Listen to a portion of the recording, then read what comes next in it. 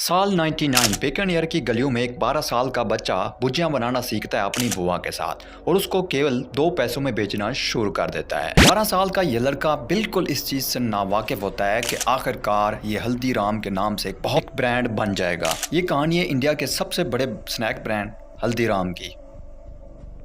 हल्दीराम बीकानेर में 1908 में पैदा होता है और अपने दादा को देख के, दादा उसका काम भी भुजियों का काम करता था। दादा को देख के ये 12 साल लड़का उनसे इंस्पायर होकर भुजियां बनाना शुरू कर देता है, लेकिन ये अपने दादा से 1000 गुना आगे की सोच रखता है। अपने दादा को देखते थे कि वो डेली बेस के ऊपर थोड़ी हल्की फुल्की सेल कर लेते थे और थोड़ा हल्का फुल्का बचा लेते थे, लेकिन वो बहुत बड़ा करना। हल्दीराम जो अपनी भुजियां बना रहे थे वो बेसन की थी, लेकिन उन्हें देखा कि बीकानेर के जितने भी लोग हैं वो ज़्यादातर मूंग की दाल पसंद करते हैं।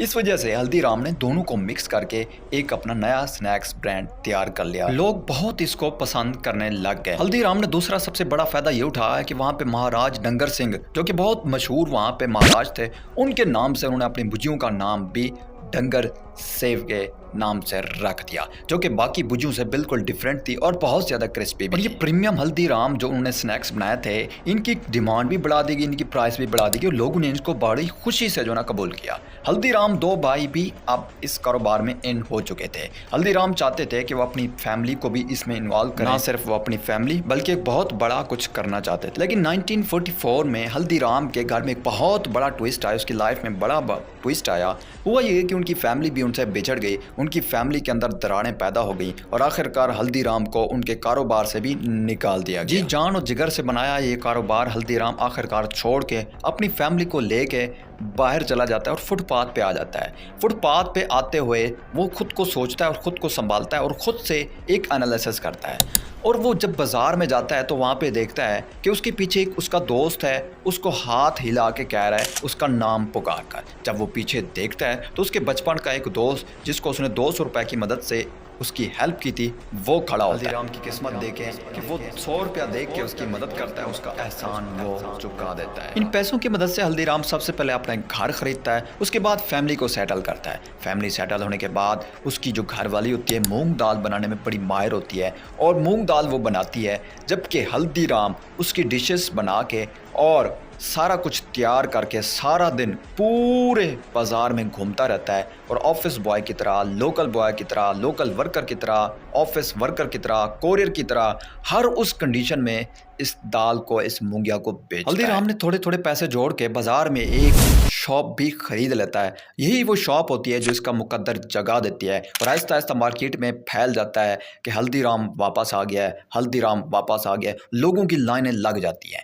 लेकिन 1950 में उनकी लाइफ में एक ऐसा टर्न आता है। अपने दोस्त की शादी पे कोलकाता जब जाते हैं तो वहाँ पे भी एक भुजिया बनाते हैं। भुजिया बना के लोगों को सरप्राइज़ करते हैं, लोगों को देते हैं। जब ये सरप्राइज़ होता है तो लोग उससे बहुत ज़्यादा शॉक्ड हो जाते हैं और उनको बल्क ऑर्डर आना शुरू हो जाते हैं। इतने ऑर्डर आते हैं कि कोलकाता में अब हल्दीराम ये सोच लेता है कि यहाँ पे कारोबार करना बहुत ज़्यादा मुनासिब है। यही वजह है कि अपने पोतों को, एक छोटे और सबसे बड़े पोते को वो भेज देता है कोलकाता में और एक छोटा सा सेटल बना के, एक साम सा घर बना के वहाँ से वो कारोबार अपना शुरू कर देते हैं। वही हुआ, बड़ा मुंह बड़ी बात। इस बड़े सिटी के अंदर वो पर डे 150 से 200 केजी सेल करने लग गए। इसी सेल के अंदर वो अपने आप को सेटल भी करते थे। क्योंकि वहाँ पे ज़्यादा बंगाली मिक्सचर चलता था तो उन्हें बंगाली मिक्सचर को अट्रैक्ट करके लोगों को सेल करना शुरू कर दिया। इस बंगाली मिक्सचर से उनका कारोबार ऐसे ग्रो हुआ कि वो कलकत्ता की जो ब्रांच थी वो सबसे बड़ी ब्रांच साबित हुई। हल्दीराम के तीनों बेटे वहाँ पे बहुत ज़्यादा सेटल हो चुके थे। बड़े बेटे मलचुंद बीकानेर सेटीदास इंडिपेंडेंट फैमिली चला रहे थे, जबकि लाल कोलकाता की ब्रांच को रन कर रही। ये तीनों सेटल हो चुके। अब हल्दीराम एज अ सुपरवाइजर के तौर पर काम कर रहे थे। वो अपने कारोबार में बहुत ज्यादा कम टाइम देते। हल्दीराम के सबसे छोटे पोते वो एक अपनी जर्नी को ही तब्दील करके रख देते हैं। जब वो कोलकाता से जाते हैं मंगपुर, वहाँ पे जाके देखते हैं कि लोग लड्डू, पेड़ा, मिठाई और इन चीज़ों को बहुत ज़्यादा पसंद करते हैं, तो उन्हें वहाँ पे वो चीज़ें बनाना शुरू कर दी जो लोगों में सबसे ज़्यादा अजीम। अब शेफ इस मौके का बहुत ज़्यादा फ़ायदा उठाता है और यहाँ पे टर्निंग पॉइंट आता है। पहले वो स्नैक्स बना रहे थे, अब उसके साथ वो काजू कतली को भी ऐड कर लेते हैं। सबसे पहले तो लोगों ने जब देखा तो वो इसे हेसिटेंट होने लग गए, इसको खरीदते नहीं थे, लेकिन उन्हें एज ए सैंपल के तौर पर लोगों को फ्री देना शुरू कर दिया और लोग आहिस्ता आहिस्ता इस मूव होते हैं और इसकी जो डिमांड होती है वो स्काई रॉकेट कर देती है। देवकीश के साथ रसगुल्ला, रसमलाई और रसमलाई के साथ रसगुल्ला भी ऐड कर देता है। शेफ किस्म की अब ये सारी चीज़ें इंडिया के अंदर तकरीबन बहुत ज़्यादा लोगों तक राग़िब हो चुकी होती हैं, लेकिन असल टर्निंग पॉइंट तब आता है जब 1971 शिव किशन एक शॉप में जाते हैं, एक रेस्टोरेंट में जाते हैं, तो वहाँ पे एक लस्सी और इसके साथ हल्का फुल्का नाश्ता ऑर्डर करते हैं। तो देखते हैं वहाँ पे लोगों का बहुत ज़्यादा रश होता है। वहाँ से वो एक आइडिया निकालते हैं और सोचते हैं कि यही चीज़ अगर मैं, शिव के माइंड में अब ये आया कि जितने भी लोग साउथ इंडियन एशियन डिशेज़ को पसंद करते हैं, यानी सोडा और इडली, इनको ही बनाया जाए और इनके लोगों की डिमांड पूरी की जाए। लेकिन वो तो अपने हल्दीराम में समोसे और इन चीज़ों को प्रमोट कर रहा था। अब वो डोसा और इडली के ऊपर काम करना शुरू कर देता है। इसलिए उन्होंने 30 सीटों का एक छोटा सा रेस्टोरेंट भी अपने लिए ऑक्युपाइड कर लिया। इस रेस्टोरेंट में जो भी यहाँ पे खाने पीने, इडली और डोसा खाने पीने आता, तो एज अ कचौरी और समोसा उसको पेश कर देते और कहते इसको टेस्ट किया जाए, सेम एज इट इज जिस तरह कचौरी का काम हुआ था।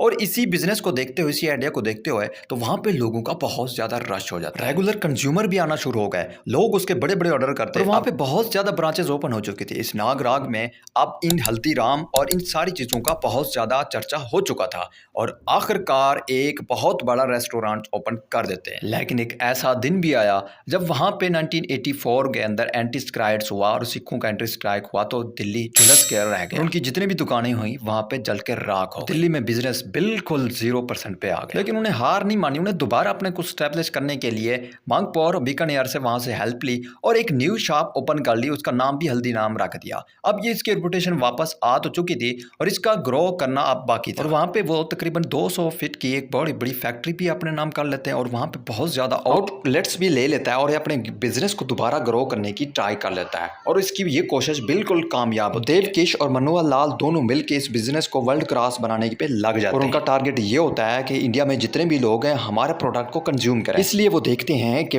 पूरे भारत के अंदर, पूरे इंडिया के अंदर और आउट ऑफ कंट्री के जितने भी प्रोडक्ट थे वो सारे कंज्यूम हो रहे थे और उनकी ही एडवर्टाइजमेंट की जा रही थी और उन्हीं को ही प्रमोट किया जा रहा था। अब उन्हें कुछ ऐसा सोचना था जो उन चीज़ों से हट के हो और उनके प्रोडक्ट को सबसे ज़्यादा प्रायोरिटी दी जाए। अब उनका आइडिया आया कि क्या हम जिस तरह बाकी प्रोडक्ट्स को एक पैकिंग की सूरत में रखा जाता है, हम भी ऐसा करें। तो वो पैकिंग करना शुरू कर देते हैं। इसी पैकिंग के बाद उनकी एडवर्टाइजमेंट होती है और पूरे इंडिया के अंदर उनका बिजनेस दिन ब दिन एक एक सेकंड ऐसे ग्रो होता है जो जिसके लिए उन्होंने कभी सोचा भी नहीं था। पूरे इंडिया के अंदर अब पता चल चुका था कि हल्दीराम का ये ग्रो और ये बिजनेस बहुत ज़्यादा ग्रो कर चुका है।